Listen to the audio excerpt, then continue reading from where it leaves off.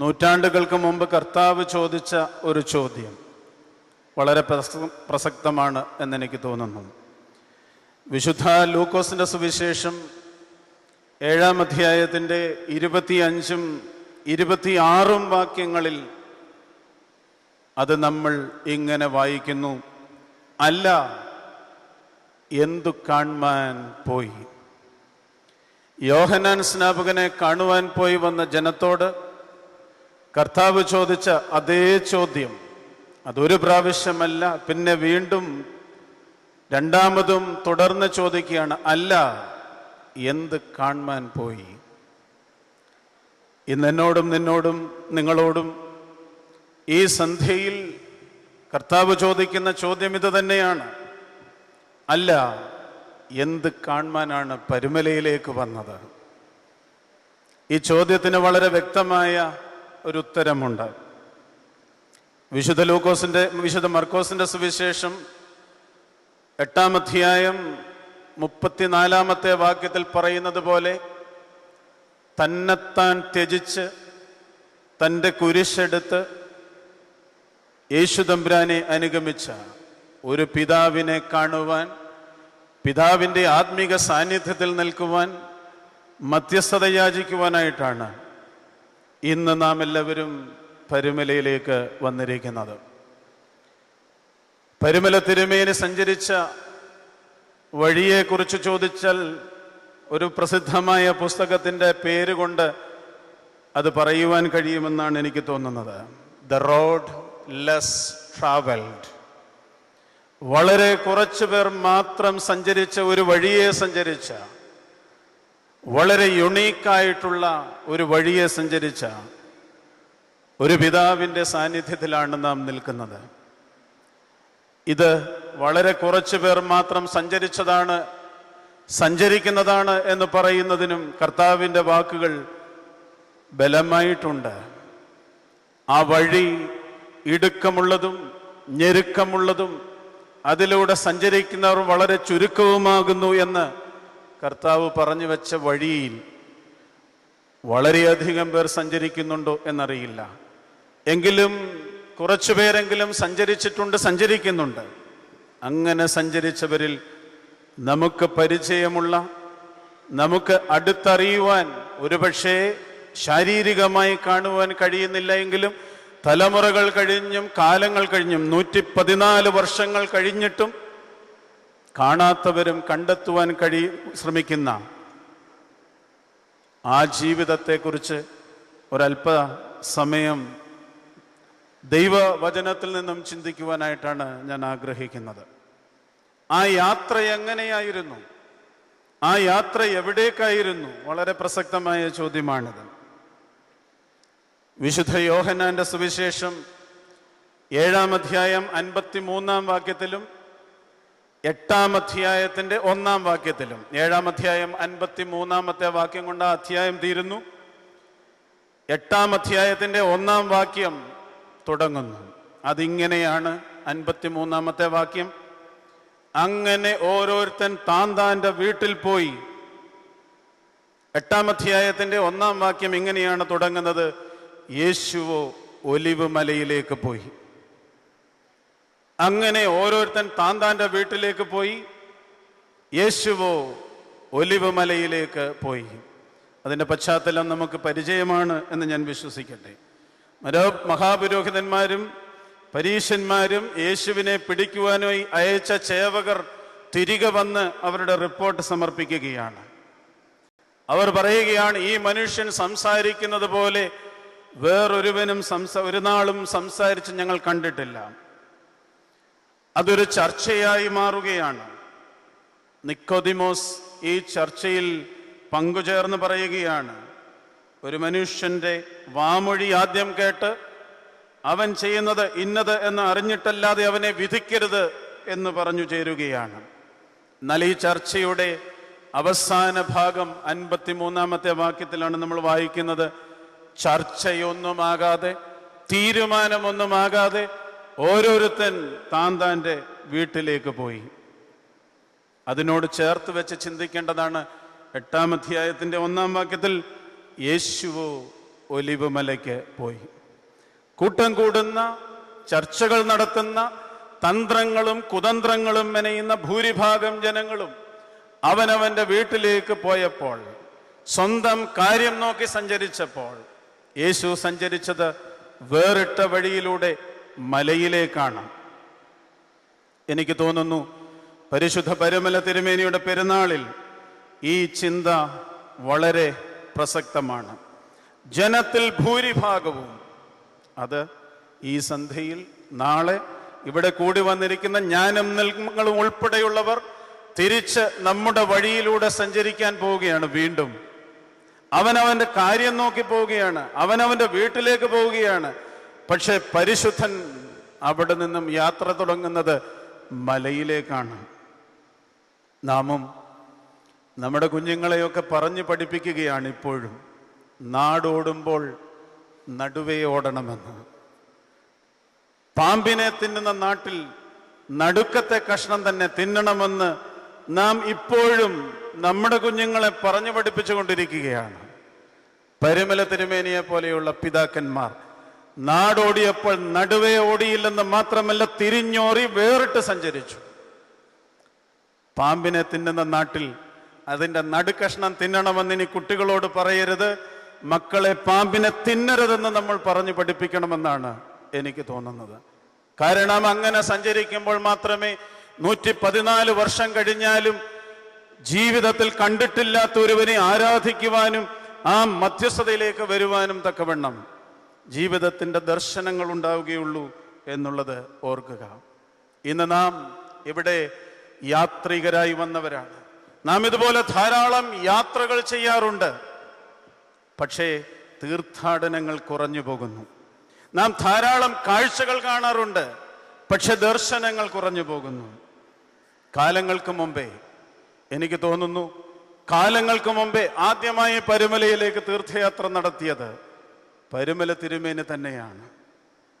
എൻ്റെ പ്രായത്തിലുള്ള ഈ കാലഘട്ടത്തിൽ ജീവിക്കുന്ന ആരെങ്കിലും ആയിരുന്നെങ്കിൽ മുളന്തുരുത്തിയിൽ നിന്ന് നേരെ എറണാകുളത്തേക്ക് പോകുവാനായിട്ടായിരുന്നു ആഗ്രഹിക്കുന്നത്.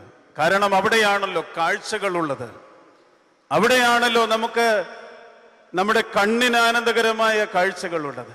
പക്ഷേ അവിടെ നിന്നിറങ്ങി ഇവിടെ ഒരു കാവ്, ഒരു കാട്ടിൽ വന്ന് ഇതിനെ പരുമലയാക്കി തീർത്ത ഒരു തീർത്ഥാടനത്തിന്റെ ചരിത്രമാണ് പരിശുദ്ധ പരുമല തിരുമേനിയുടേത്.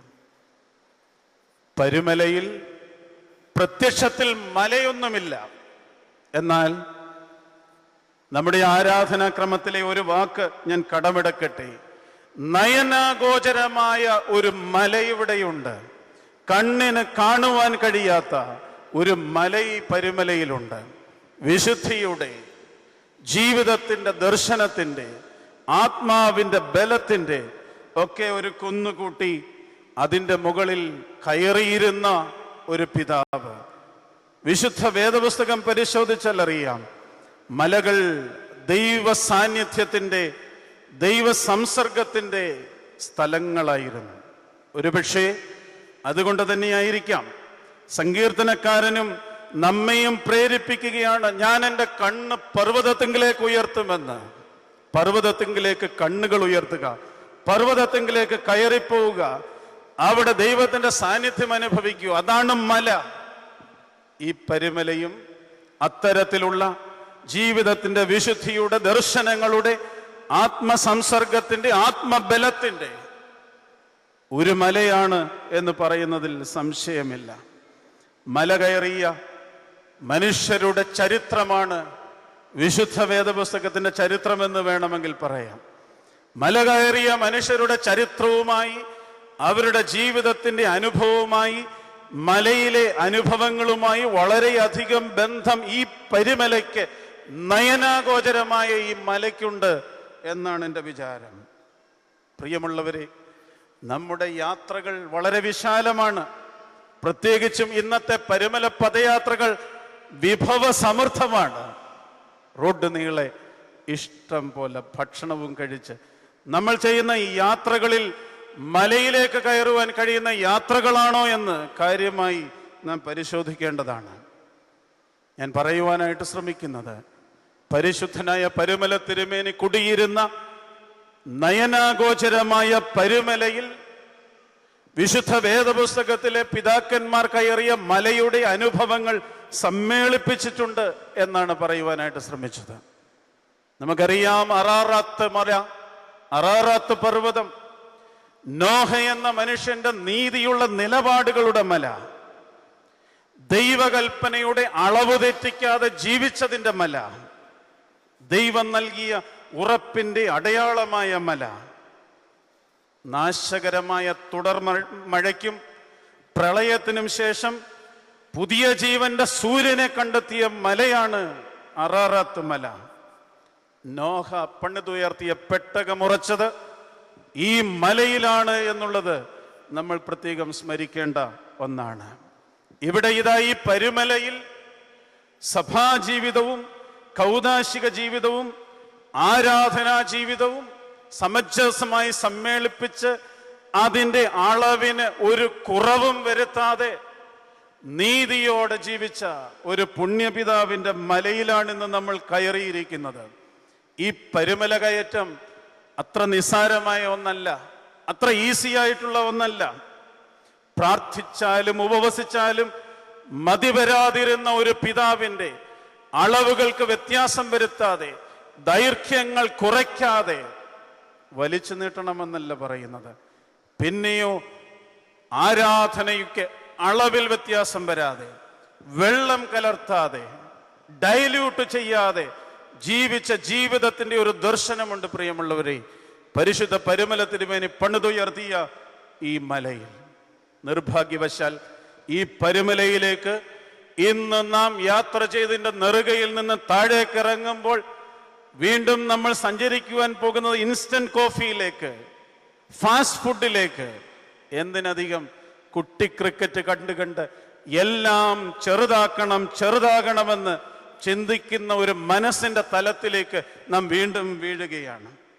പ്രാർത്ഥനയുടെയും ആരാധനയുടെയും ഉപവാസത്തിൻ്റെയും ഒന്നും അളവ് തെറ്റിക്കാതെ ജീവിച്ച ഒരു പുണ്യപിതാവിൻ്റെ ജീവിതമാണ് ഈ പരുമല.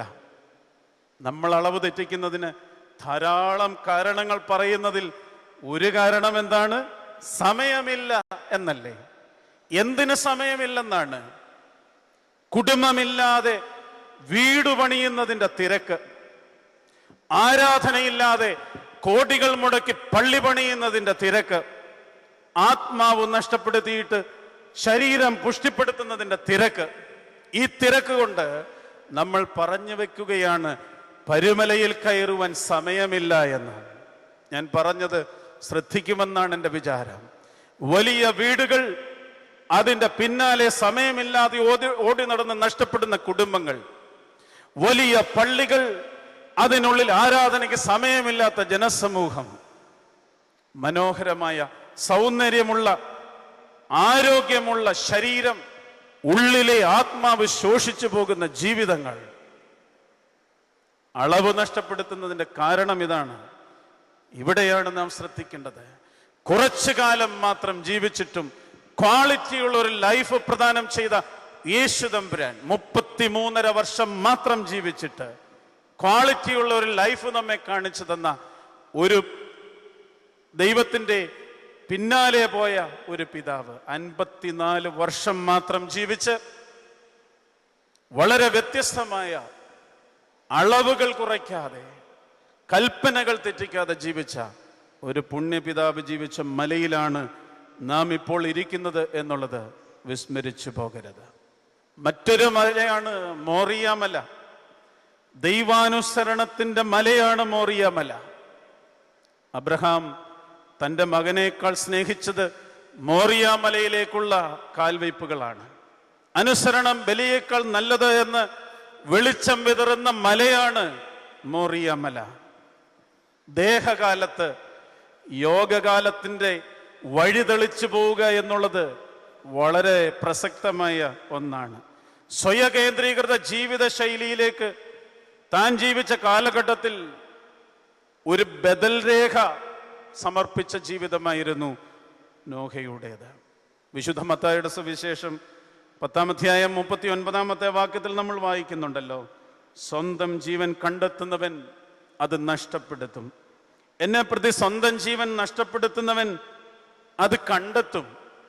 സ്വയം നഷ്ടപ്പെടുത്തുന്നവൻ ജീവിതത്തെ കണ്ടെത്തും എന്നാണ് കർത്താവ് പഠിപ്പിച്ചത്.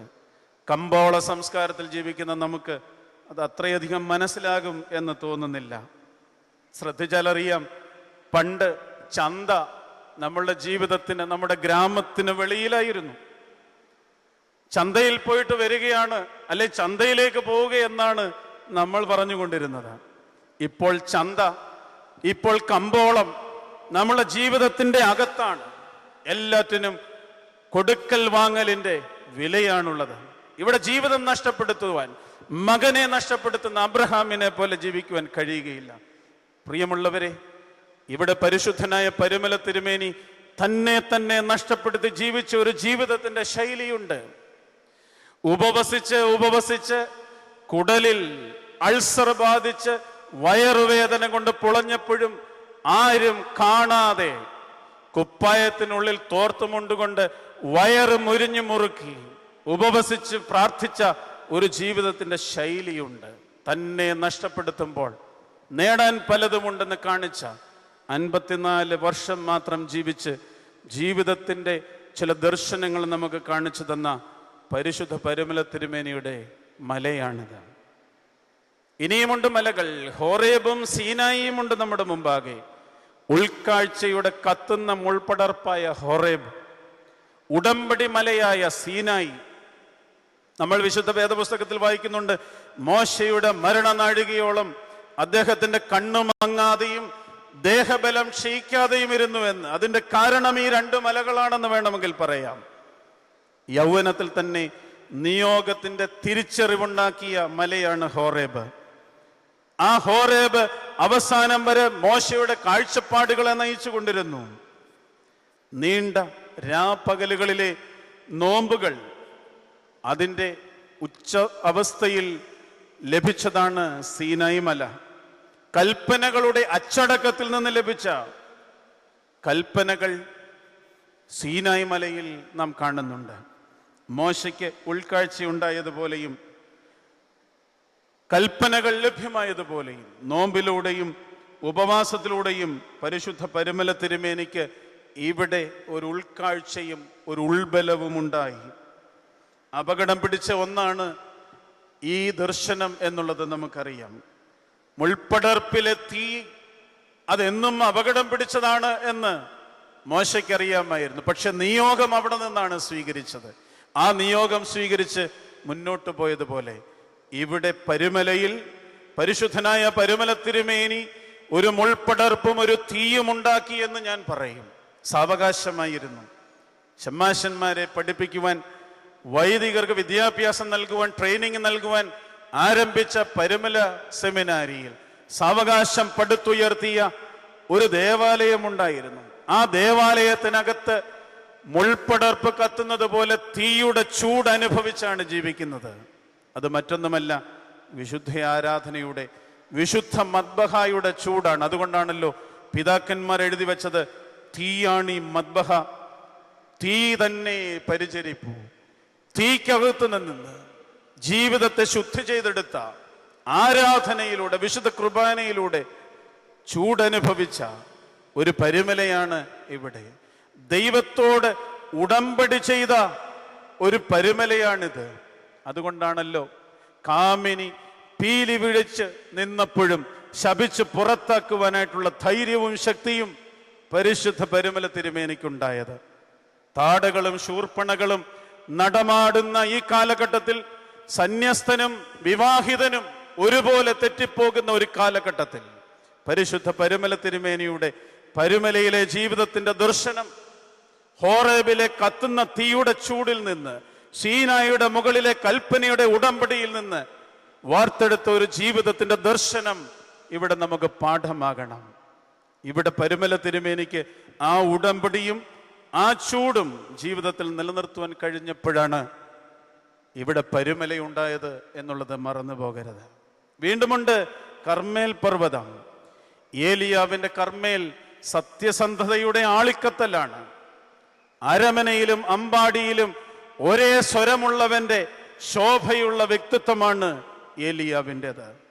പക്ഷേ ഇന്ന് നമ്മൾ ജീവിക്കുന്നത് നുണ പറച്ചിലിൻ്റെ ഒരു കാലഘട്ടത്തിലാണ്. പെയ്ഡ് നുണകളാണിന്ന് മാധ്യമങ്ങൾ പോലും സപ്പോർട്ട് ചെയ്യുന്ന, കാശ് കൊടുത്തിറക്കുന്ന നുണകളുടെ ഒരു ജീവിതം. എല്ലാ ബന്ധങ്ങളിലും നുണപറച്ചിലുകളുള്ള ഒരു സംസ്കാരത്തിൽ ജീവിക്കുമ്പോൾ പരുമല നമുക്കൊരു പാഠമാണ്.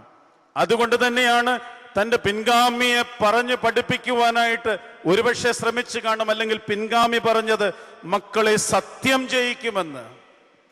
ജയിക്കുമെന്ന് ഗുരു പഠിപ്പിച്ചതാണ് എന്നാണ് എൻ്റെ വിചാരം.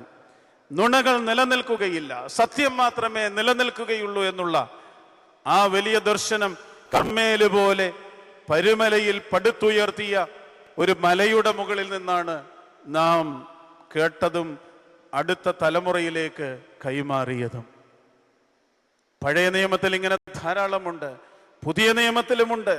പ്രലോഭകനെ തോൽപ്പിച്ച മലയുണ്ട്, ശിഷ്യന്മാരെ തെരഞ്ഞെടുത്ത മലയുണ്ട്, നോമ്പുകാരെ കൂട്ടിച്ചേർത്ത മലയുണ്ട്, മറുരൂപ മലയുണ്ട്, ഗിരിപ്രഭാഷണത്തിന്റെ മലയുണ്ട്, വിയർപ്പ് രക്തമാക്കുന്ന പ്രാർത്ഥനയുടെ അതിനെയും മലയെന്ന് ഞാൻ പറയട്ടെ, സഹന മരണത്തിന്റെ ഗോകുൽത്തായുണ്ട്. പുതിയ നിയമത്തിലും മലകൾ കുറവല്ല. കാരണം യേശുക്രിസ്തു കയറിയത് മുഴുവൻ ഈ മലയിലേക്കാണ്. നിരന്തരമായി ഈ മലയിലേക്ക് യാത്ര ചെയ്യുക. എന്താ പ്രിയമുള്ളവരെ, എനിക്ക് തോന്നുന്നു ഈ യാത്ര നമ്മെ ഓർമ്മിപ്പിക്കുന്നത്, നമ്മെ പഠിപ്പിക്കുന്നത് നമ്മുടെ ബോധം ഉയരങ്ങളിലേക്ക് ഉയർത്തണമെന്നുള്ളതാണ്. അതുകൊണ്ടാണല്ലോ ആരാധനയിലും നാം ഇങ്ങനെ കൈകൾ ഉയർത്തി പറയുന്നത്, നമ്മുടെ ബോധങ്ങളും വിചാരങ്ങളും ഹൃദയങ്ങളും മേലിൽ ഇരിക്കണം എന്നുള്ളത്. ബോധങ്ങളും വിചാരങ്ങളും ഹൃദയങ്ങളും മേലിലേക്ക് ഉയർത്തുന്നതാണ് പുതിയ നിയമത്തിലെ മലകളൊക്കെ. പരിശുദ്ധ ബാബാ തിരുമേനിയും ഡോക്ടർ രാധാകൃഷ്ണനും ഇന്ന് ഉച്ചകഴിഞ്ഞുള്ള മീറ്റിംഗിൽ പറഞ്ഞത് ഞാൻ ഓർക്കുന്നു. അങ്ങനെ ബോധങ്ങളും വിചാരങ്ങളും ഹൃദയങ്ങളും മനസ്സും നമ്മുടെ വ്യക്തിത്വവുമൊക്കെ ഉയരങ്ങളിലേക്ക് കയറുമ്പോഴാണല്ലോ താഴെയുള്ള മതിലുകൾ കാണാതാകുന്നത്. നിങ്ങൾ ശ്രദ്ധിച്ചിട്ടുണ്ടെങ്കിൽ അറിയാം, ഉയരങ്ങളിലേക്ക് കയറുമ്പോൾ ബൗണ്ടറികൾ കാണാതാവുകയാണ്, ഉയരങ്ങളിലേക്ക് കയറുമ്പോൾ മതിലുകൾ ഇല്ലാതാവുകയാണ്. പരിശുദ്ധനായ പരുമല തിരുമേനി ഉയരങ്ങളിലേക്ക് കയറിയത് കൊണ്ടാണ് ഹിന്ദുവും മുസൽമാനും ക്രിസ്ത്യാനിയും ഒക്കെ സമഞ്ജസമായി സമ്മേളിച്ച് ഇവിടെ നിൽക്കുന്നത്. മതിലുകളില്ല, വിശുദ്ധന് വേർതിരിവുകളില്ല. വിശുദ്ധൻ കാരണം ഉയരങ്ങളിൽ നിന്നാണ് നോക്കുന്നത്.